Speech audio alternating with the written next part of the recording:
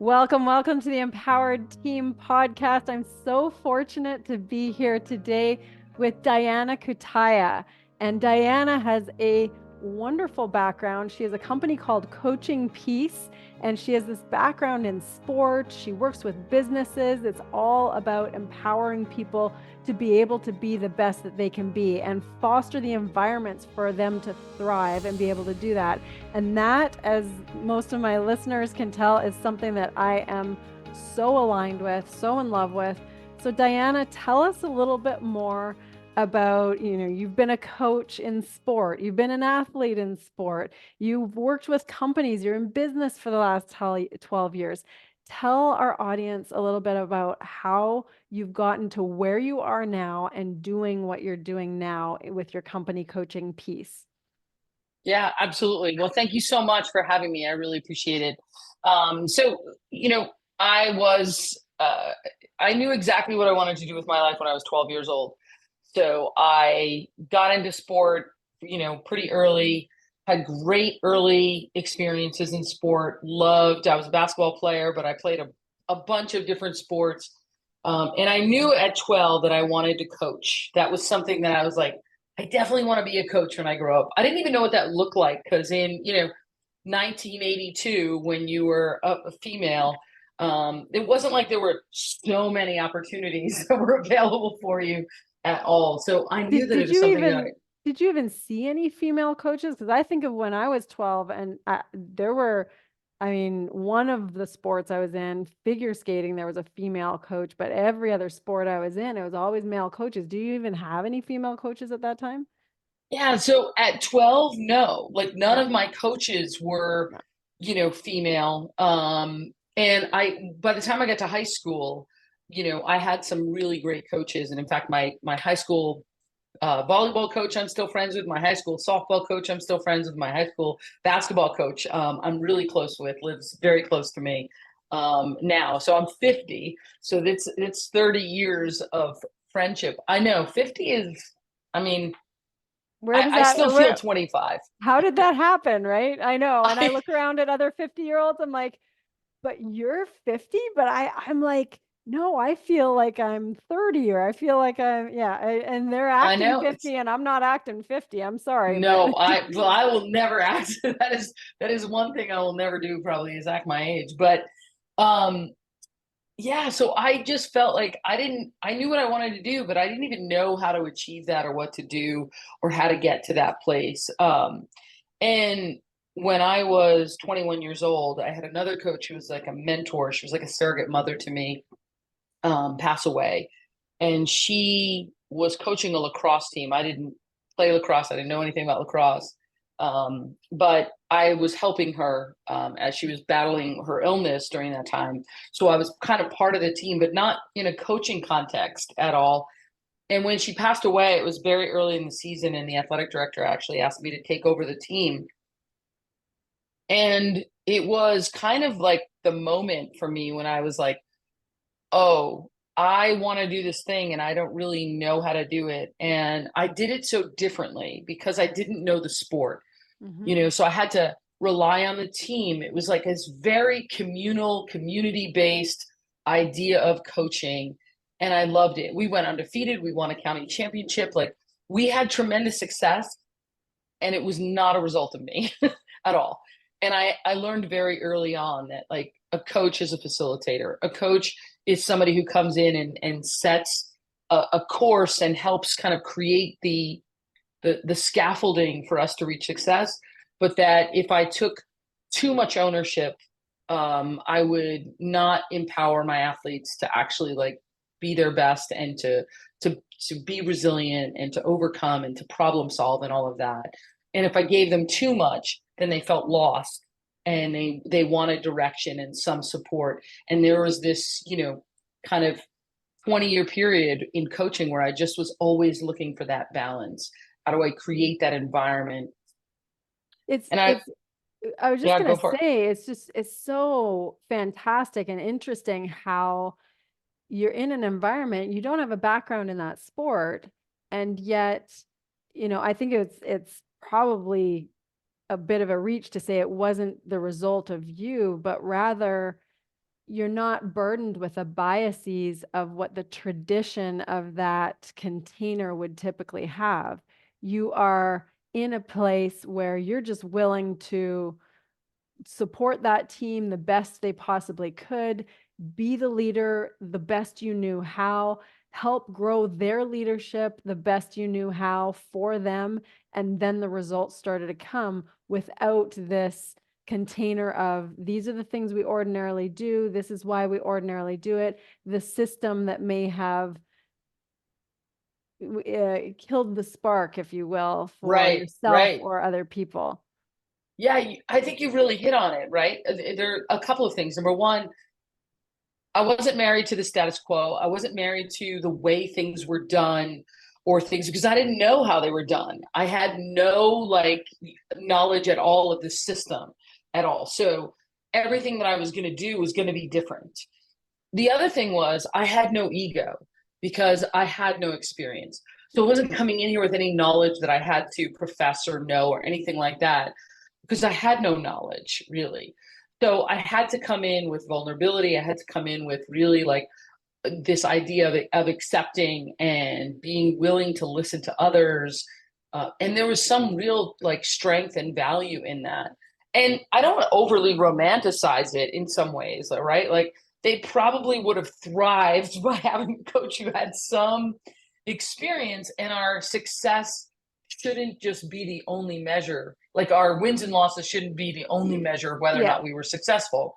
Yeah. Yeah. But for me, it was this moment when I tried when I got into my own sport, right, basketball, and I started coaching right away into basketball, um, and got my first head coaching job at a junior college when I was 23. Mm-hmm. And I thought, this is a sport I know a lot about. So then I shift and I go to this very traditional model of coaching that Mm-hmm. I've seen all these other people do. Then I'm like, it's this journey back to that first experience Yeah. of like, oh, so when I ended my, like official coaching career, I was more along the lines of that early System. place where I was like, this is not about me. This Mm-hmm. is about me supporting them achieving that. And it's a marathon, not a sprint. So instead of taking every victory and making those highs really high and every kind of setback or failure as like this and personalizing it in some ways or whatever, Mm-hmm. it was this very even like we're going to enjoy the moments we need to enjoy, and we're going to learn from those moments too. We're also going to enjoy the moments that are like at times struggling and challenging. Yeah. I think our fear of an avoidance of failure, in particular in sport, is such a detriment to us. Yeah. It really Yeah. is. So it's interesting. It's counterintuitive. It's so interesting hearing you describe that because it seems like there's this, which happens in most businesses or sports, there's very much a outcome attachment versus a process attachment. The focus on the Right. process, the focus on the connections, the focus on what needs to happen next, the focus on the immediacy of the now, the presence. And yet it's so tempting to be focused on the outcome because that's what everyone's going for. That's what everyone's trying to get. And yet it's the actual focus on the path, focus on Yeah. the practice of it that gets to the outcome. And it kind of mixes up most people's heads because it's like, oh, but we're focused on this. We have to see this, see this, see this. But in reality, it's focusing on the process that actually gets to the outcome. And it can be challenging for coaches, for systems, for leaders, for athletes, for participants, for developing leaders to be able to get into the immersion of, oh, I can be focused on the process. And that's one of the best ways to not only live my life in a fulfilled way, but also get the outcome that we're going for. Right. And also like you've really like articulated it so well. It's also the idea of enjoy the process, right? Like we we're so super focused on the outcome that even when we get to the outcome, it's this fleeting moment, even if it's what we want, right? We just won a championship. We have this like joy, and then it's the grind again to get back there. And then it's like, we're just getting, and there's no joy in, so if you're not actually in the process and the moment of things, then what's the point? It Yeah. doesn't make any sense. And it's this always this anxiety of chasing something as opposed to this gentleman I was speaking with one time. He had this tattoo on the back of his leg, and all it said is run the mile you're in. And I loved that. Like that has been like something that I'm like constantly go back to. And I'm like, yeah, run the mile you're in. Like be in the moment, be present in this experience. Like we're trying to overcome. We've got a challenge. How do we figure that out? What does it look like? You know, we have always at Coaching Peace, our idea is like, we've done it one way. Can we do it another way? Can it be different? And can that difference always center the human being and our own experience? Like, how do we do that? And that's what's so super important to us. I love that as a mission, just that how can we be more centered? I'm gonna use the word as well. How can we be more aligned with either what our values are, or what we believe in, and aligning our lives or our actions to that?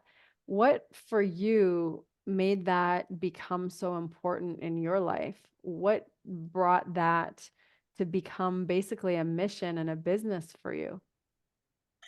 I think there's a couple of things that I'm gonna kind of verbally process this because it's not a question I've thought about in that way, and I kind of like it.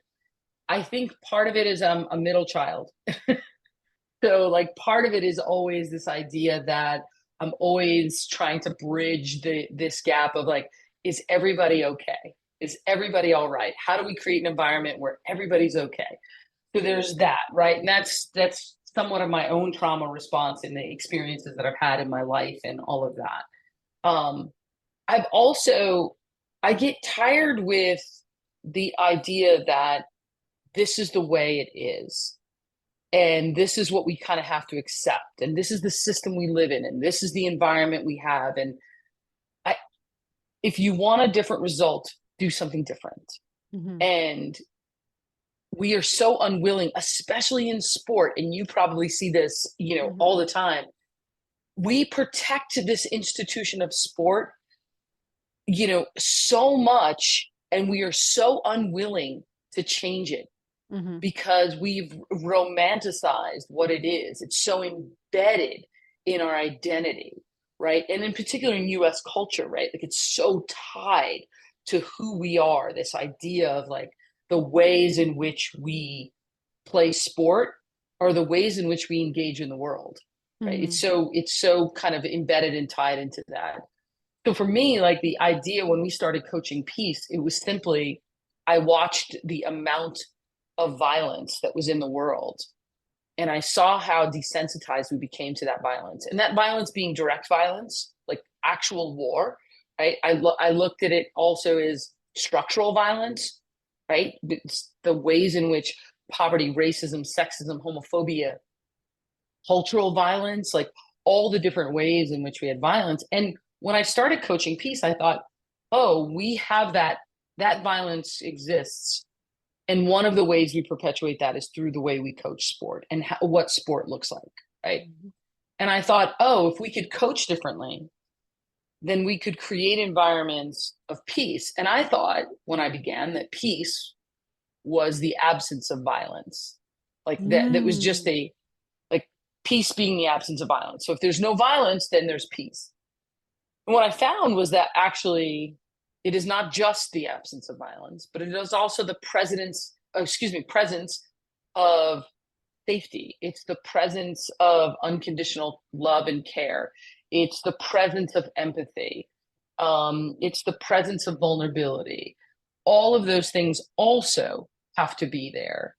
And whether you're on a sport team or you're, making clothes or, a product, it doesn't matter when you bring a group of people together, how you manage that, how you coach that, how you mentor those folks, that all contributes to the system.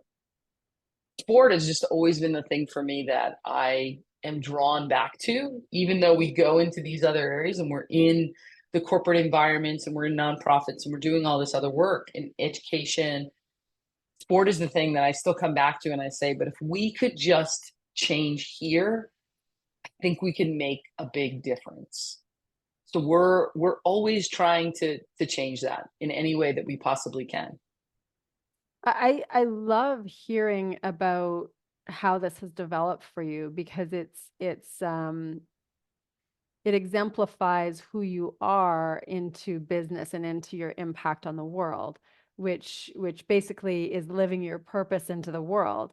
And most people, I'm going to suggest that most people don't take or nurture that privilege, or maybe they're even taught that they're never going to get that privilege to be able to live into their own purpose to impact the world, whatever that looks like, whatever they choose. Instead, they may settle for whatever the example that they had, or settle for what they are supposed to do based on what they've learned along the way. But where you're pointing to, you've got the groups of people, which could be groups in schools, it could be businesses, it could be nonprofits, whatever it is, and stemming from sport. Well, sport ends up being so formative and so guiding for such malleable humans, because they're in an environment that they're trying to grow in, they're trying to perform, and just the act of trying to grow means they're super vulnerable. So you're in this environment where you're trying to grow, you're vulnerable, and then what?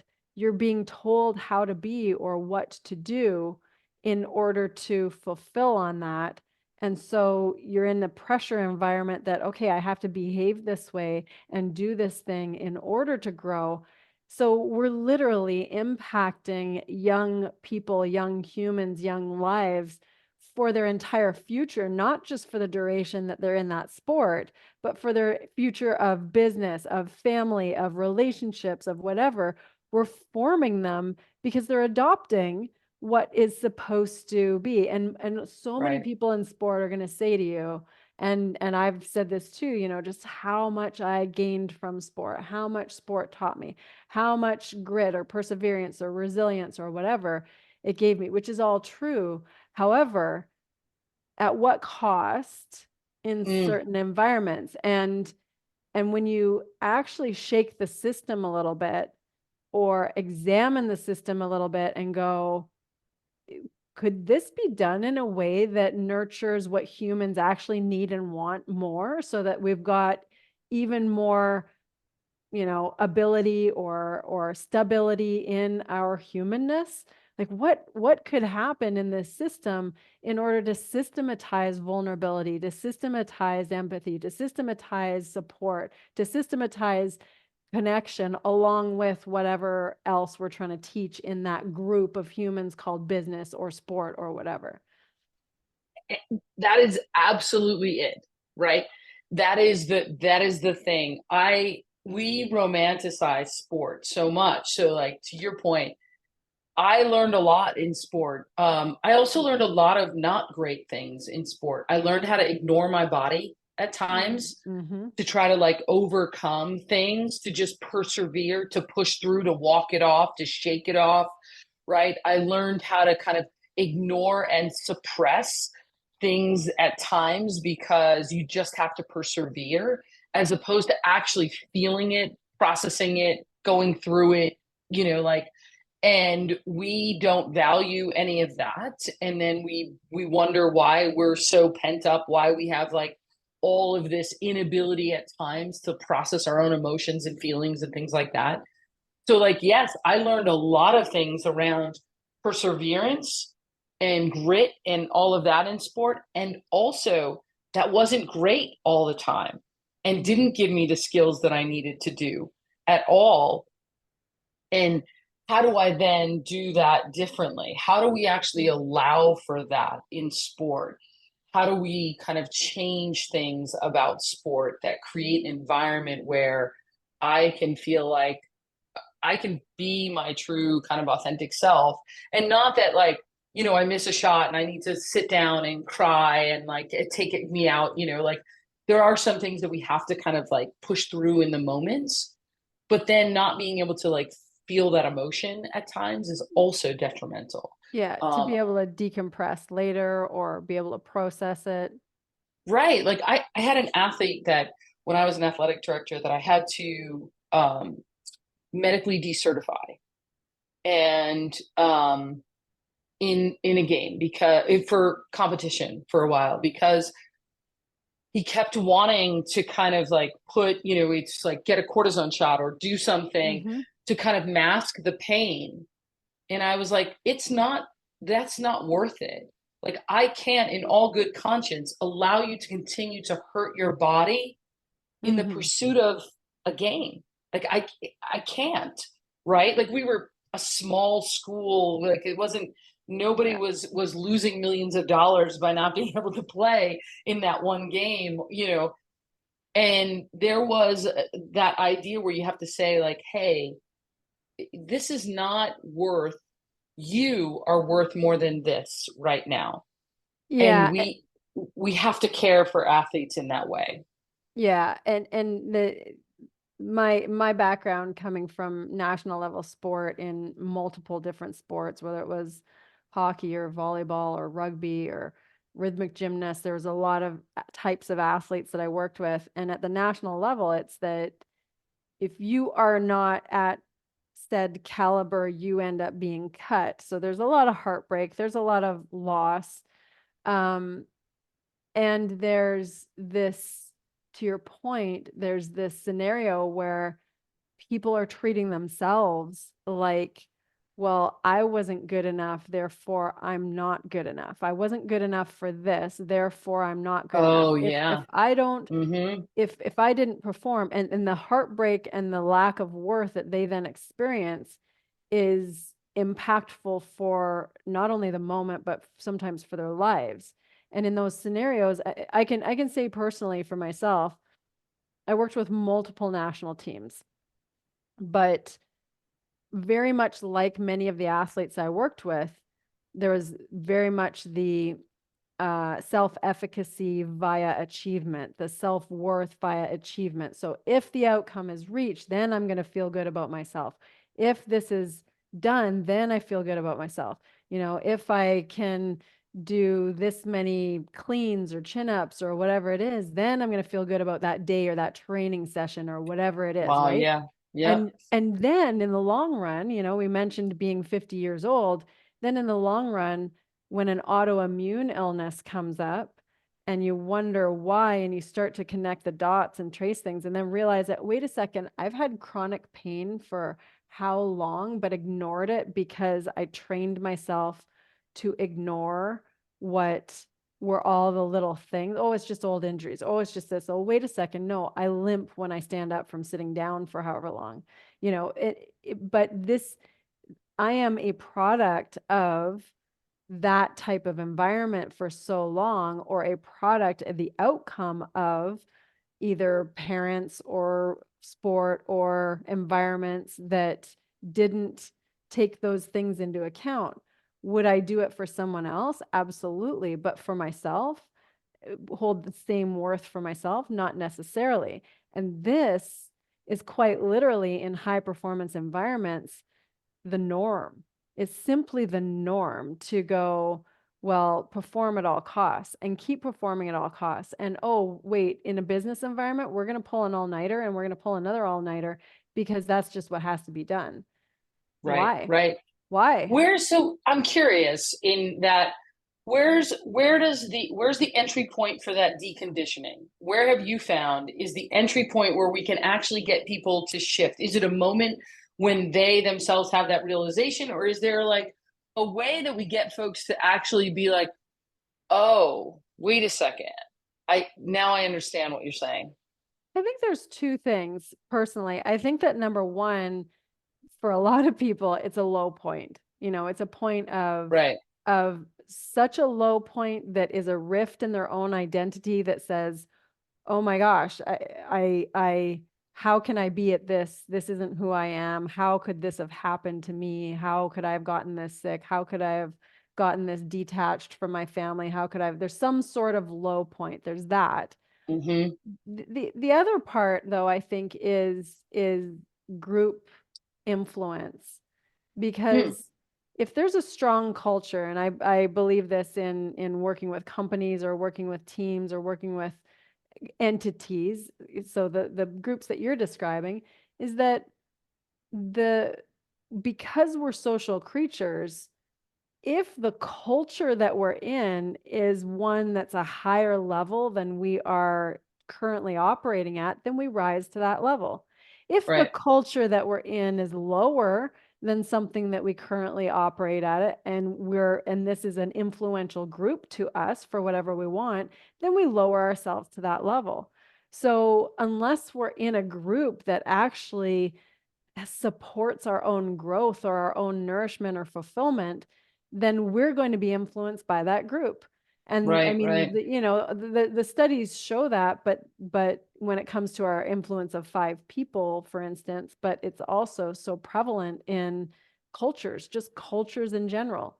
So if a company or a team is creating a culture that is, no, let's put it this way, most often the company or the team has not created a culture.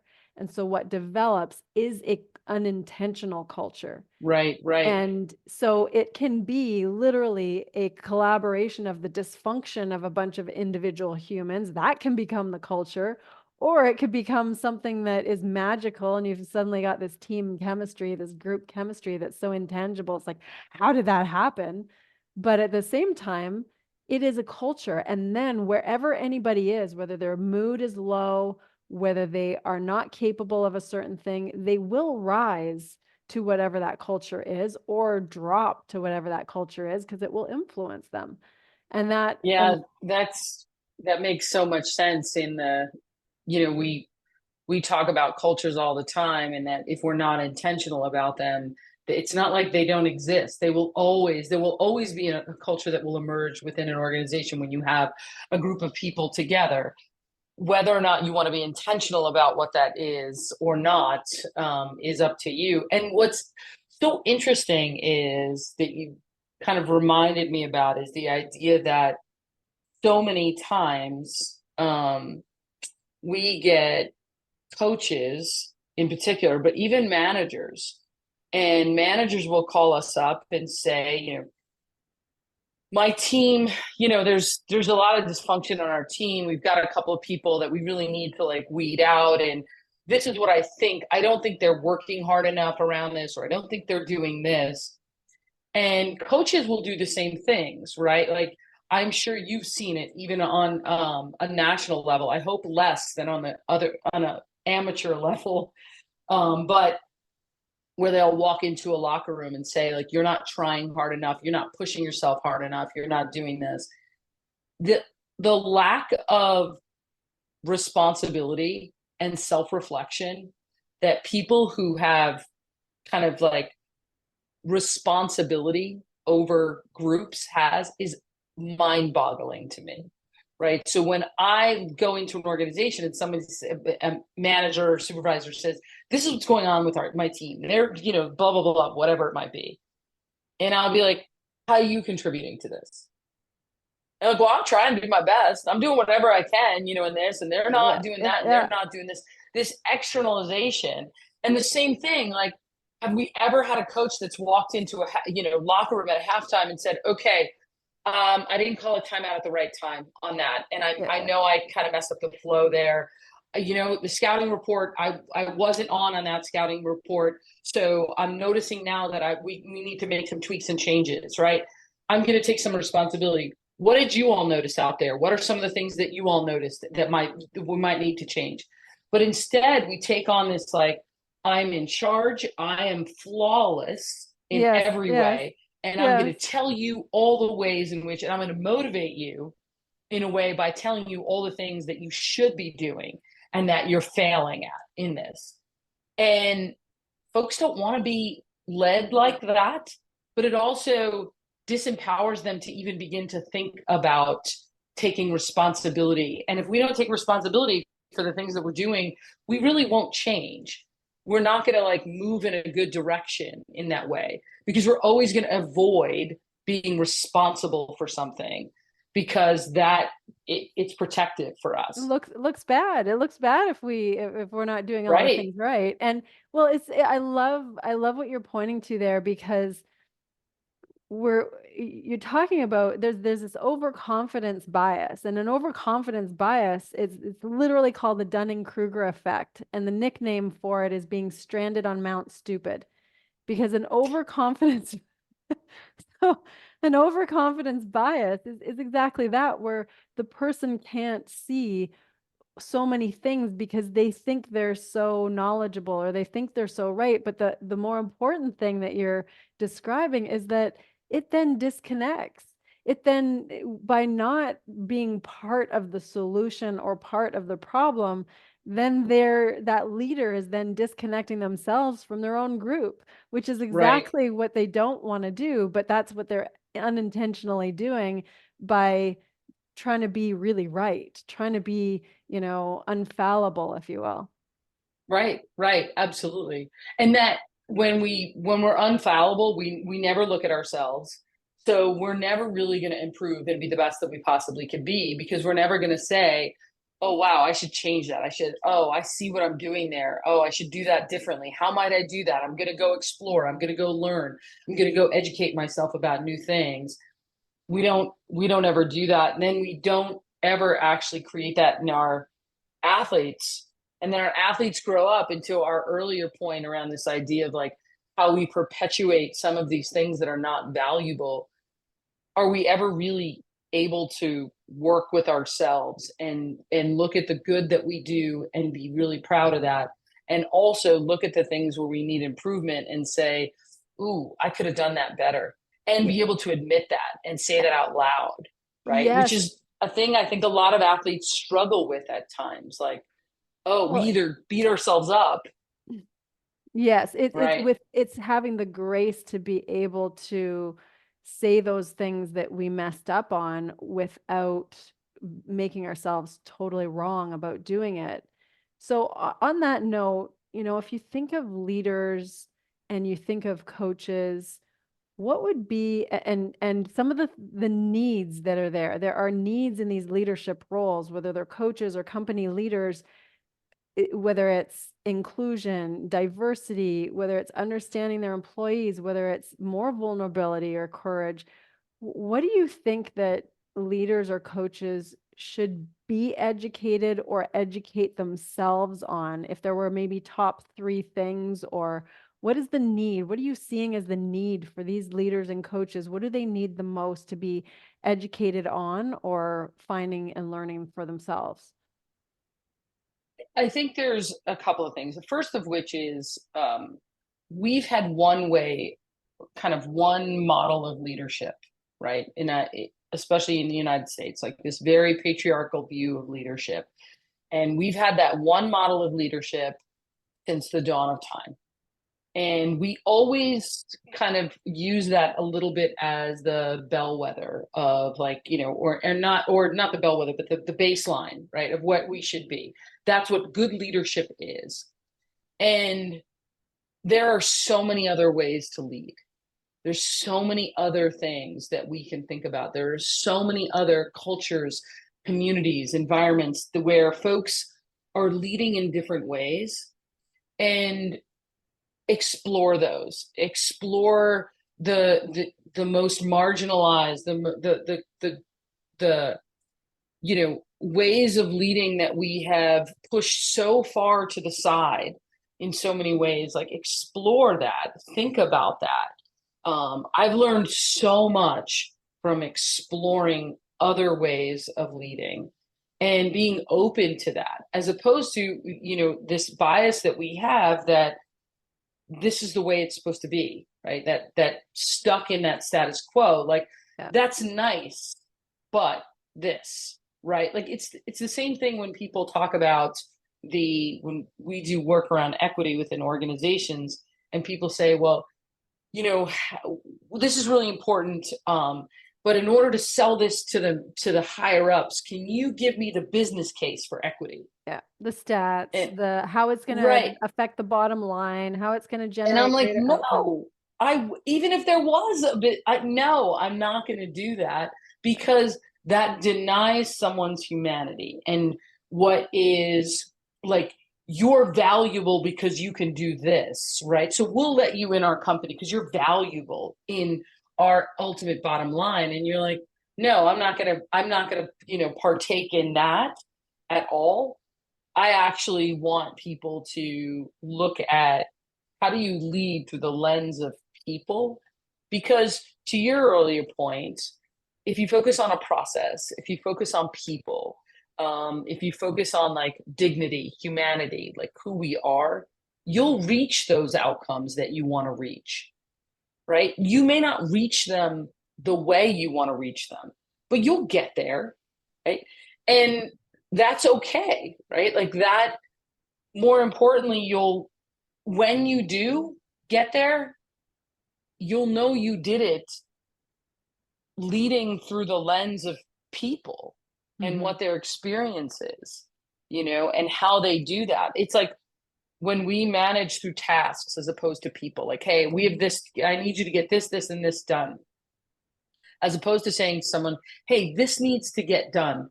Can we work together to figure out how that might do that? What are the ways in which I can support you in getting this done? What do you need to get this done? Right. There's a very different way of approaching something when we approach it through the lens of a person as Yeah. opposed to the lens of a product or an outcome. Yeah.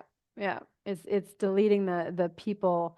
I love that, focusing on the process, focusing on the people, focusing on the dignity and the humanity in this era that we are on, that we are in, I would say at this point, called more of an AI era. How do you see this type of leadership that's more open-minded or more connected? How do you see that type of leadership in an era of AI?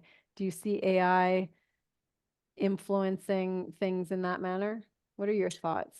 I watched a regular TV show the other day, and it was like had some AI thing, and at the end of it I had like nightmares the entire night after it. So I don't know. I think we also have like we are ignoring a whole subset of the country that has no like or the workforce that really is not necessarily impacted by any of that. So like when we think about kind of like high level, high paying jobs, highly technical jobs, there are some real issues that we have to focus on around how we integrate AI into and create humanity. Like how, how do we do that? And I am not an expert in figuring out how to do that, but I think that's a question we need to begin to recognize and understand and begin to have those conversations for sure. I think there's a whole group of our workforce that are in kind of low wage, service oriented, many times positions that we're not focusing on at all, that are actually really, we should really center and create some uh, like a focus on. And part of that is that those folks, because sometimes AI takes those jobs away, right? In some ways. Um, but we don't even really look at folks who are working in the service industries and low paying jobs as human beings. Hmm. And when we start to, like, we're focused on AI dehumanizing us, we're actually already dehumanizing Yeah. people. Yeah. So it doesn't matter what's happening over there because here we are already dehumanizing people and going through them like they don't matter and no longer valuing folks because of the type of job they do or the amount of money we pay them in that job, not recognizing that those folks are are human beings who require and deserve the same dignity, respect, and value that we give anybody else in the world, and we don't do that. So Well, it's to in some extent, we've already whatever we're worried about with AI, we've already done that to well, some. I find it so refreshing that you've termed it that way, because of so much of the concern around AI and humans and dignity and things like that. When I look at that big ball of wax, I think the same thing. Well, we're teaching AI. We're teaching AI. And what are we teaching AI? I think I'm a parent, and my oldest is 23.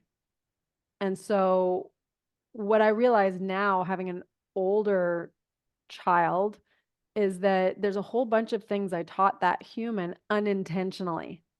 Right. So Mm, I taught a whole bunch of things intentionally. I parented in intentional ways, but there's a whole bunch of things I taught unintentionally. And the parenting doesn't stop. I end up going, okay, well, these things happen, and this is what I've learned, and this is how these things changed. And now I'm intentionally pointing that out and taking the blinders off so we can both learn from it. Because this person's my oldest daughter is an adult. Four of the kids are adults now. And if you look at that in terms of AI, it's like, well, it's learning. It's learning fast. It's learning faster than we've ever known how to learn. And what is it learning? What are we teaching it? Are we teaching it how we dehumanize, how we tend to separate people, how we tend to not nurture or provide safety or the support that every human being in the world needs? And we know it. We know what we need, and right. we're not still providing it. So what is that teaching? So it's an interesting thing that we've got this potential to heal to heal humans, and yet humans heal and learn so much slower than AI does. So Right. is there the potential for AI to support our healing, to support our learning, if we taught it in a way that was full of dignity, full of love, full of respect, full of all of those things? Yeah. So I'm doing deep dives on this right now, so I'm so curious of I love just how you've pointed that out of we've already dehumanized. How is this going to be much different? Because we've been doing that. And so I Yeah. look at it in terms of, well, what would need to happen in order for us to support more healing, to support more peace, as you say. And I love your spectrum. You didn't say spectrum, but what you said was it's not peace is not the absence of violence. Peace is also the presence of other aspects that have that feeling of safety, inclusion, or whatever else Right. is there. Right. So profound. So I want to be sensitive to your time and pull things together. If if you were to give your past self some advice, let's say at a time where you think you really needed it. So maybe it was at a time when you were younger, maybe it was a time where you struggled with something. What piece of advice what the now self, what would you give your past self?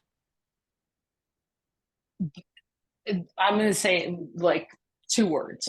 Two words that come to mind, I think, is pause and wait. And I think that the the reason those two are so important is because I used to feel, especially like, coming up in the kind of athletic environment in the sport world, like I had to be the best at it. I had to always prove myself. I had to always take the opportunity when it was there. And I felt like I was always running, and um, I was always chasing something or feeling like I was being chased. And as I've gotten older, one of the wonderful gifts of age is to be able to take a moment to kind of just say, hold on a second, wait this out for a minute. Like, don't respond to that email right away because somebody said something that's like, whoa, wait a second. I'm gonna give it a moment. Um, Pause for a second, take a breath before you respond. Take an opportunity to like, let me collect some more data about this. And I always feel like if I could have done that a little bit more when I was younger, um, then I would have taken more time to kind of learn and take a breath and not feel like I was always like just this ball of stress who was, I got to do the next thing and I got to get to the next thing and I got to succeed in the hustle. And that's important. And look at me, I'm at work at 6 o'clock in the morning and I don't leave till midnight. And like, I'm amazing. And you're like, no, actually you have no balance in your life and you're going to pay for that later on. And I wish I could have seen that. And I think part of that goes back to, I wish I would have valued myself then as much as I value myself now. And I wish I would have cared for myself in the same way that I care for myself now. I mean, now I have an entire team of people that have to care for me, like between my doctor and a massage therapist and a trainer. Like, I'm lucky that I could afford many of those things, but like, I put so much effort, resources in the care of myself, than I ever did before. On that note, what is one of the most important things right now that you're doing now that your future self is definitely thanking you for? Resting. Oh, love it. Resting. I think like there are moments, I travel a lot. I think I was on the road almost every single week for most of last year. And when I get home, I always plan the day after my travel, if I'm able to, where I don't work at all. And a tremendous amount of privilege in order to do that. And I know that might not always be the case. I might not always have that ability to do that. So when I don't have meetings or I don't have something pressing, I do not work. I rest. I, go take a walk or bike or just sit and play with my dog.